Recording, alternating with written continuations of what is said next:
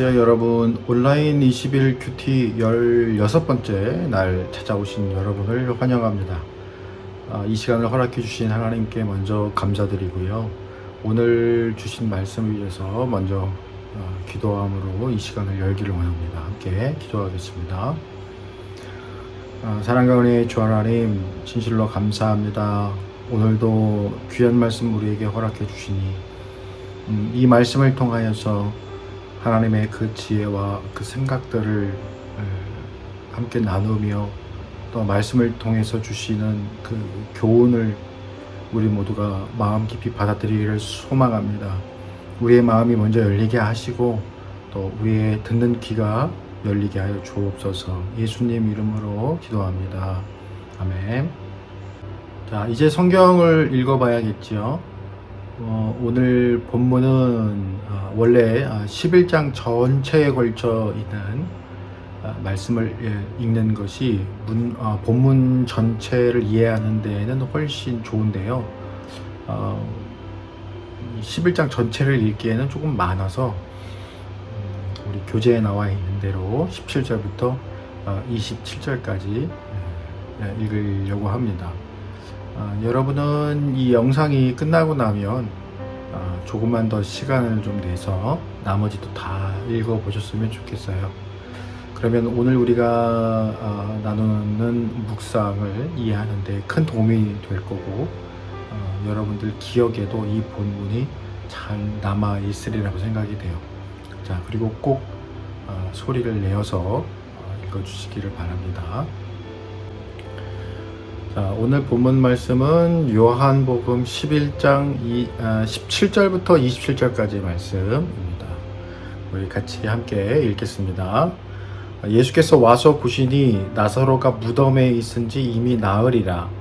베다니는 예루살렘에서 가깝기가 한 오리쯤 되매 많은 유대인이 마르다와 마리아에게 그 오라비의 일로 위문하러 왔더니 마르다는 예수께서 오신다는 말을 듣고 곧 나가 맞이하되 마리아는 집에 앉았더라.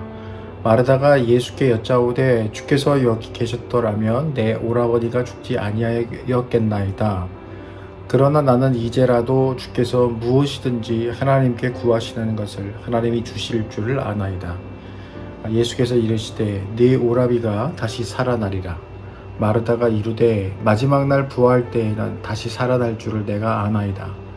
예수께서 이르시되 나는 부활이요 생명이니 나를 믿는 자는 죽어도 살겠고 무릇 살아서 나를 믿는 자는 영원히 죽지 아니하리니 이것을 네가 믿느냐? 이르되 주여 그러하외다. 주는 그리스도시요 세상에 오시는 하나님의 아들이신 줄 내가 믿나이다. 아멘. 지금부터는 동영상을 잠깐 멈춰 놓고요. 2번 더 읽을 거예요. 자, 그러면 시작하세요. 다 읽은 다음에는 다시 동영상을 켜주세요.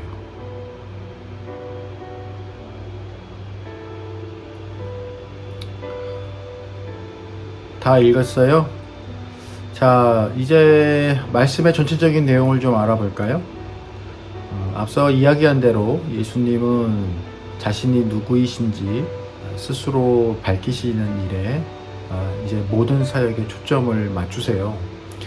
그의 백성들이 왕으로 오신 예수님을 정확히 알아야만 했기 때문이에요. 그러나 그 사회의 기득권을 가지고 있던 유대인들은 예수님이 신성모독을 한다면서 예수님을 잡아 죽일 궁리만 하게 됩니다. 그들이 신성모독이라고 한 이유는 예수님이 하나님을 아버지라고 부른다는 것과 자신을 하나님과 동등하다, 동일시한다 라는 점 때문이죠. 그러자 예수님은 내가 내 아버지의 일을 행하지 아니하거든 나를 믿지 마라 라고 말씀하십니다. 그리고 나를 못 믿겠거든 내가 한 일이라도 믿으라고 말씀하죠. 내가 지금까지 행한 일들 가운데 구약 성경에서 메시아로 예언된 네가 할 것이다 라고 기록된 것과 다른 점을 찾아보라는 겁니다. 그러면 예수님과 성부 하나님이 하나 되신 것을 깨닫게 될 거라고 말이죠. 사실 예수님을 잡으려고 했던 유대인들도 구약 성경에서의 그 내용들을 다들 너무나 잘 알고 있었어요. 그리고 실제로 구약 성경에 기록된 대로 예수님이 행하셨어요. 이렇게 행하시는 이가 메시아로 오시는 이다. 그런데 예수님이 그 일을 행하셨단 말이죠. 그러면은 메시아로서 인정을 해야 되는 거잖아요. 그런데도 예수님을 인정하지 않은 이유가 뭡니까? 첫 번째는 자기들이 가지고 있는 기득권을 빼앗길까봐 두려워한 욕심 때문이었고, 그리고 두 번째는 자신들이 생각해온 메시아의 기준과 예수님이 너무나 달라서입니다. 유대인의 왕으로 오실 이 메시아로서 이스라엘을 구원하실 이라면 적어도 이럴 것이다, 이래야 한다라고 기대했던 것과 예수님이 너무나 달랐습니다. 겸손하셨고 섬기셨고, 그리고 죄인의 친구들이 되어주셔서 그들의 인생을 변화시키셨고 그들의 어려움을 돌보시는 일들에 매달리셨으니까요. 만약 그들의 기대대로라면 예수님은 오셔서 사실 기득권을 가지고 있던 자기들의 편이 되어주셔야 했다라고 생각을 했을 거예요. 그리고 자기들은 잘했다고 칭찬받아야 마땅했어요. 그러나 그들은 예수님께 있는 대로 없는 대로 욕을 먹었어요. 정말 욕을 바가지로 먹었어요. 심지어 마귀의 새끼들이라고까지 모욕을 당했거든요. 그러니 더더욱 예수님을 잡으려고 들었어요. 인정은커녕 자기들의 입맛에 맞지 않는다고 예수님에 대한 위협이 더더욱 살벌해지기만 했다는 거죠. 그들이 그러든 말든 예수님을 믿는 사람들은 점점 많아지고 있다고 10장 마지막 절이 말씀하고 있죠. 그런 와중에 결정적인 사건이 발생합니다. 빼도 박도 못할 만큼 예수님을 하나님으로 인정할 수밖에 없는 사건인데요. 바로 오늘 읽은 본문에 등장하는 나사로 사건이에요. 예수님을 진심으로 사모하고 잘 섬기던 세 남매가 있었는데 나사로와 마르다와 마리아예요. 예수님도 이들을 얼마나 사랑하셨던지 이 세 남매를 가리키는 별명이 있었는데 주께서 사랑하시는 자들이었어요. 그런데 나사로가 병이 들더니 위독하다라고 하는 전가를 받게 돼요. 소식을 전해 듣는다고요. 아마도 이 소식을 급하게 예수님께 전한 것은 예수님께서 낫게 하실 수 있다는 믿음이 있었기 때문일 겁니다. 아무리 위독한 병이라도 예수님이면 가능하다 생각을 했을 거예요. 그러니 어서 오셔서 고쳐달라라고 하는 의도였겠죠. 그러나 예수님은 그 소식을 들으시고도 계시던 곳에서 이틀을 더 계세요. 결국 나사로는 죽게 돼요. 그제서야 예수님은 제자들을 이끌고 나사로가 있는 곳으로 떠나세요. 그런데 예수님은 뭐라고 하시냐면요. 그의 죽음이 하나님의 영광을 위해서다. 하나님의 영광을 위해 쓰임을 받게 될 것이다. 라고 말씀을 하시죠. 자, 예수님께서 도착하셨을 때 즈음은 이미 나사로가 죽은 지 4일이 지난 시점이었어요. 당시 유대인들이 가지고 있던 생각에 사람이 죽어도 그 영혼이 3일 동안은 몸 가까이에서 머문다, 맴돈다 였어요. 이렇게 여겼어요. 하나님이 다시 살려주실지도 모른다는 희망을 가지고요. 그러다가 3일이 지나고 나면 결국 이제 떠나게 된다, 이렇게 믿었던 거죠. 그래서 3일이 지날 때까지는 무덤에 넣지 않고 기다리는 것이 그들의 장례 그 관습이었었어요. 그런데 나사로는 죽은 지 이미 4일이 되었다고 했죠. 그래서 예수님이 오셨을 때에도 보면 나사로가 무덤에 이미 들어가 있는 것을 볼 수가 있어요. 다 그때에 예수님께서 오신 거예요. 예수님이 오셨다는 소식을 듣자마자 마르다가 예수님께 달려왔어요. 뵙자마자 마르다의 첫 마디가 뭐였겠어요? 21절 말씀을 보니까 주께서 여기 계셨더라면 내 오라버니가 죽지 아니하였겠나이다 였어요. 그러니 사람을 예수님께 보냈던 거죠. 빨리 와달라고. 그러나 예수님은 계시던 곳에서 이틀을 더 계시다가 오셨다고 했죠. 그러면 우리는 이런 생각을 해요. 아니, 사랑하시던 자였다면서. 그러면 죽기 전에 오셔서 고쳐주셨어야지. 아무리 바빠도 오셨어야지. 빨리 와달라고 사람까지 보냈는데. 여러분, 그게 사랑하는 것이라고 생각한단 말이에요. 우리는 때때로 이렇게 기도할 때가 있어요. 내가 이런 게 필요하니 꼭 달라고. 내가 이런 문제가 있으니 이 문제를 꼭 해결해 주시고 내 소원을 이루어 달라고. 마치 나를 사랑하시기 때문에 내가 해달라는 거 해주셔야 그게 사랑하는 증거인 양 생각할 때가 많아요. 그럼 하나님은 이런 우리들의 모습을 보시면서 어떤 생각을 하실까요? 아마도 이런 생각을 하시지 않을까 싶어요. 그건 네 생각이고, 그건 네 생각이고. 하나님의 사랑을 우리가 이해할 수 있을까요? 독생자 예수 그리스도를 보내주시기까지 사랑하신 그 사랑을 우리가 흉내라도 낼 수 있을까요? 상상이라도 할 수 있을까요? 그럴 수가 없어요. 자, 나사로가 죽어가고 있으니까 죽기 전에 오셔서 고쳐주시는 게 사랑하시는 거 아니야? 이렇게 생각해요. 그러나 예수님은 어떻게 말씀하세요? 그가 병든 것도, 그가 육신의 죽음을 맞이한 것도 하나님의 영광을 드러내기 위해 쓰일 거야. 그리고 이런 단서를 붙이시잖아요. 이 병은 죽을 병이 아니야. 죽었는데? 실제 그 병 때문에 나사로가 죽었는데? 예수님의 이 말씀은 죽은 지 4일이 지나서 이미 무덤에 들어갔고 무덤 입구를 막는 돌로 막아놨는데 죽었던 그를 살리시면서 실현이 돼요. 그럼 이 말씀은 어떤 의미예요? 그 병이 그를 죽이지 못한다. 왜냐하면 내가 살릴 거니까. 무엇을 위해? 하나님의 영광을 위해.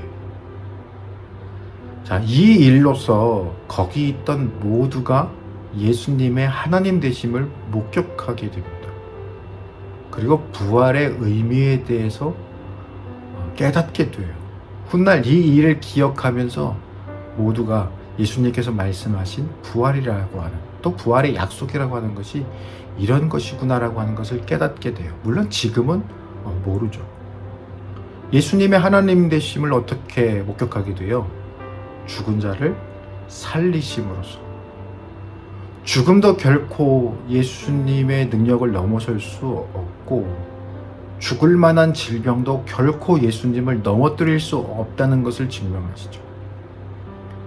예수, 그는 누구인가?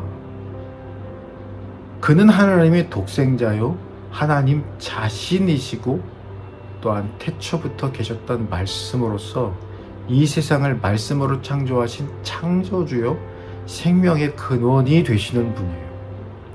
인간이 인생을 살면서 마주치게 되는 한계와 제약들이 수도 없이 많지만 죽음이라는 것조차, 인간에게 있어서는 절대 넘어설 수 없는 죽음이라는 것조차 넘어서시고 나사로를 살리심으로써 예수 그리스도를 내 방식대로가 아니라 그분의 인도하심을 존중하고 믿고 온전히 의지함으로써 이기지 못할 것, 넘어서지 못할 한계가 없다는 것을 우리에게 약속으로서 보여주신 줄 믿습니다.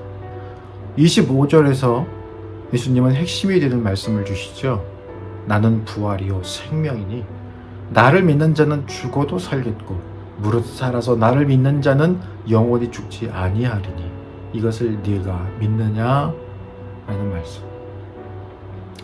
이 사건을 통해서 얼마 후에 우리의 죄를 위해서 십자가에서 그 귀한 보배로운 피를 흘리시며 죽으시지만 나사로를 통해서 보여주신 것처럼 죽음을 넘어서셔서 부활하시고 심지어 예수님을 믿는 자마다 영원한 하나님 나라를 약속받음으로써 우리 지난주에 나눴던 말씀처럼 양의 문을 통하여 양의 우리를 들어가는 하나님의 나라를 들어가는 그러한 약속을 해 주심으로써 그의 나라에서 영원히 살게 하시는 부활의 축복을 맛보게 될 것이라고 하는 것을 온 세상 가운데 선포하신 사건이에요. 그야말로 하나님의 영광을 드러내는 그러한 사건이었던 거죠. 사랑하는 여러분, 아는 만큼 믿는다는 말이 있어요. 예수님이 우리에게도 물으시잖아요. 이것을 네가 믿느냐? 예수님을 제대로 알아야 제대로 믿을 수 있고, 네, 제가 예수님을 믿습니다 라고 자신 있게 대답할 수 있는 거예요. 그래서 예수님을 아는 것이 그토록 중요하다라고 여러분에게 강조한 거예요. 자, 오늘 말씀을 통해서 여러분은 어떤 다짐을 오늘 이 시간 하나님 앞에서 하고 싶으신가요? 여러분의 큐티책에다가 한번 꼭 적어보세요. 자, 오늘은 여기까지고요. 우리 마지막으로 다짐을 위한 기도를 드려야겠죠. 함께 기도할게요. 사랑과 은혜의 주 하나님, 참 감사합니다. 정말 연약하고 부족한 우리들을 택하시고 길이요 생명 되신 예수님을 통하여 영원한 하나님의 나라에서 영원한 삶을 약속하시고 부활의 그 첫 열매로서 그 삶을 보여주신 예수님께 감사를 드립니다.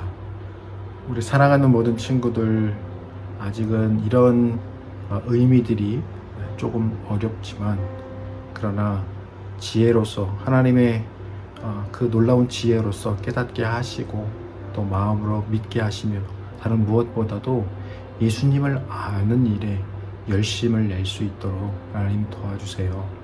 그래서 우리가 20일 동안 이렇게 함께 나누는 이 큐티를 통하여서 하나님의 말씀을 가까이 한다라고 하는 것이 얼마나 중요한 일인가 다시 한번 깨닫게 되는 그러한 시간 될 수 있도록 도와주세요. 감사드리며 예수님 이름으로 기도합니다. 아멘. 고맙습니다.